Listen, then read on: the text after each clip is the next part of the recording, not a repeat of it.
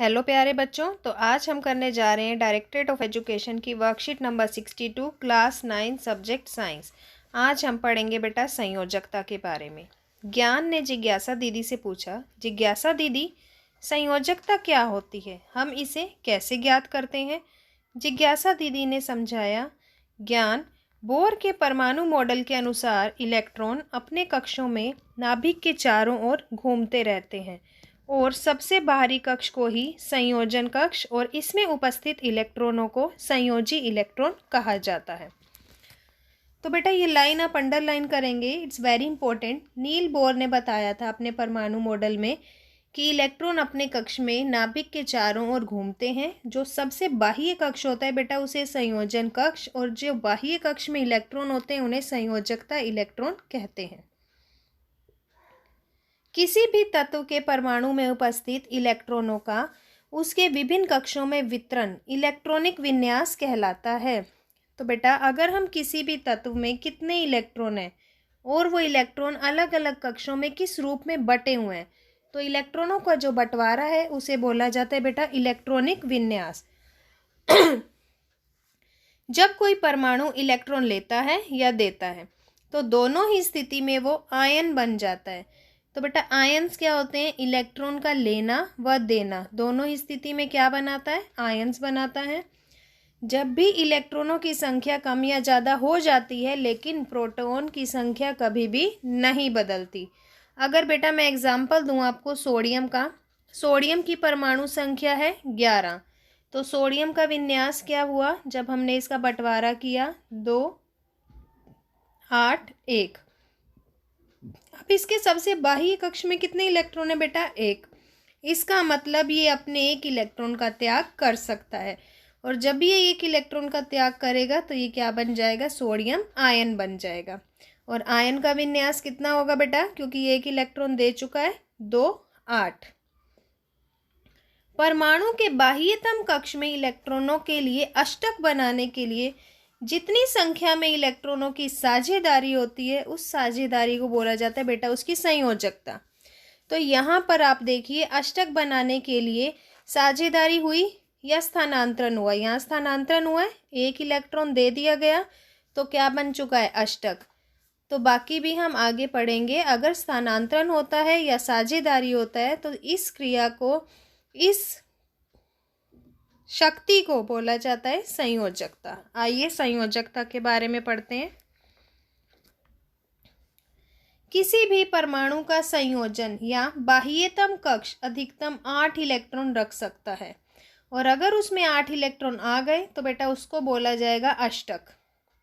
Second point देखेंगे, यदि किसी परमाणु के बाह्य कक्ष में पहले से ही 8 इलेक्ट्रॉन है तो उसकी संयोजकता कितनी हो जाएगी बेटा? 0। और 0 संयोजन वाले तत्व क्या होते हैं? अक्रिय। वो किसी भी रासायनिक अभिक्रिया में भाग नहीं लेते और ना ही रासायनिक अभिक्रिया करते हैं, जैसे हीलियम और नियोन। तो बेटा हीलियम का बता रही हूँ मैं आपको। हीलियम है, परमाणु संयोजकता है 2, तो के में कितने आ गए? 2।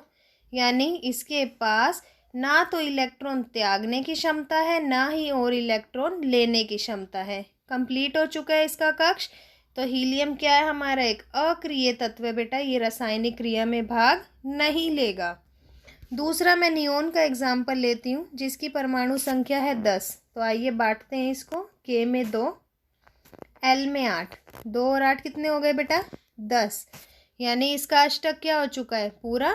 अष्टक पूरा है तो इसकी संयोजकता कितनी आई बेटा? 0। हीलियम की संयोजकता भी 0। यानी हीलियम और नियोन दोनों जिनकी संयोजकता 0 है, दोनों ही क्या है? अक्रिय तत्व हैं, दोनों ही रासायनिक अभिक्रिया नहीं करेंगे। ठीक है, आगे देखते हैं।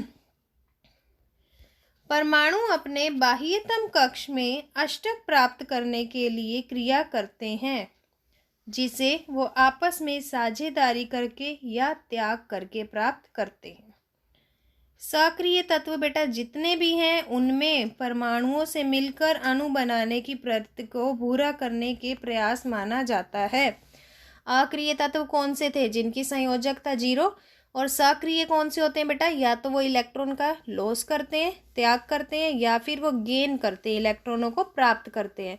तो या तो वो धनायन बनाएंगे या ऋणायन बनाएंगे। ठीक है, आइए देखते हैं इधर कि संयोजकता किस तरह से निकाली जाती है। फर्स्ट, किसी भी तत्व की आपको संयोजकता निकालनी है तो हमें उसका विन्यास लिखना पड़ेगा। सेकंड, यदि बाहरी कक्ष में 4 इलेक्ट्रॉनों से कम या बराबर हैं तो उसकी वही संयोजकता है। 4 से कम इलेक्ट्रॉन का त्याग करना प्राप्त करने से आसान है। यदि बाहरी कक्ष में 4 से अधिक इलेक्ट्रॉन हैं तो 8 द्वारा प्राप्त किया जा सकता है।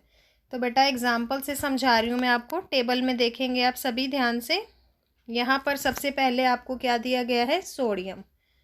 सोडियम की परमाणु संख्या क्या है? 11। 11 को हमने बांटा 2, 8, 1। बाह्य कक्ष में कितने इलेक्ट्रॉन है? 1। तो इसकी संयोजकता भी कितनी आ गई बेटा? 1। अगर अब हम सेकंड मैग्नीशियम का बंटवारा करते हैं बेटा, 12 का 2, 8, 2।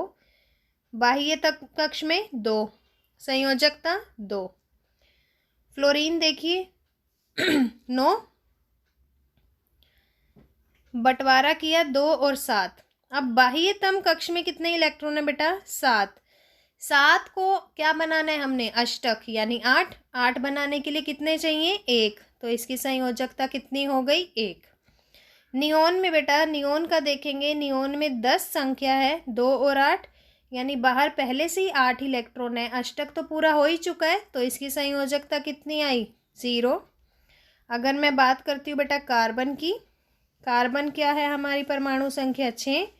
बंटवारा किया 2 और 4, बाहर कितने इलेक्ट्रॉन आए? 4। 8 बनाने के लिए कितने चाहिए? 4। पता चल गया आपको। बाह्यतम कक्ष में इलेक्ट्रॉन अगर 1 है, 2 है, 3 है या 4 है तो वही उसकी संयोजकता होगी। लेकिन अगर बाह्यतम कक्ष में इलेक्ट्रॉन 5 से बड़ा है, जैसे यहाँ 7 था तो हमने 1 लिया क्योंकि हम अष्टक बना रहे हैं, 8 था तो हमने 0 लिया क्योंकि अष्टक बन चुका है। ठीक है बेटा, आइए इसका अभ्यास करते हैं। फर्स्ट क्वेश्चन है आपका, संयोजकता क्या होती है? तो बेटा सबसे पहले ऊपर ही पढ़ा है हमने, ये क्या होती है संयोजकता? परमाणु के बाह्यतम कक्ष में इलेक्ट्रॉनों का अष्टक बनाने के लिए जितने वो क्या करता है, इलेक्ट्रॉन की साझेदारी करता है, वो क्या होती है? उसकी संयोजकता। सेकेंड क्वेश्चन, KLMN कक्ष में इलेक्ट्रॉनों की अधिकतम संख्या कितनी है? तो बेटा K में 2, L में 8, M में 8 और N में M में कितने आ सकते हैं बेटा? 18 और N में कितने आ सकते हैं? 32। थर्ड क्वेश्चन देखिए, कार्बन और सोडियम की, थर्ड में क्या करना है हमें? कार्बन और सोडियम के परमाणुओं का वितरण व संयोजकता लिखिए। तो बेटा कार्बन और सोडियम का यहाँ पर आपको दिया हुआ है, आप यहाँ से मेंशन कर सकते हैं। थर्ड क्वेश्चन का आंसर है आपका कार्बन और सोडियम।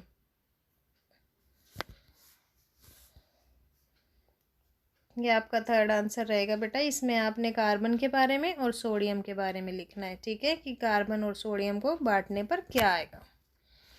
फोर्थ क्वेश्चन है बेटा, लिथियम, बोरोन और सल्फर की संख्या दी हुई है 3, 5, 16, संयोजकता निकालनी है। तो आइए हम इसको कर लेते हैं सोल्व। फोर्थ क्वेश्चन कर रहे हैं हम। लिथियम दिया है बेटा, लिथियम है 3rd नंबर पे, तो इसकी संयोजकता हम इसको बांटेंगे 2, 1, तो इसकी संयोजकता कितनी आ गई बेटा? 1।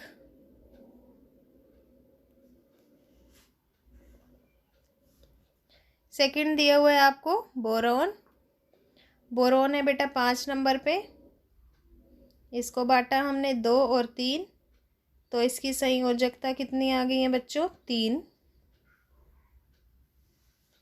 तीसरा दिया हुआ बच्चे आपको सल्फर, सल्फर को बांटेंगे हम, सल्फर है हमारा 16,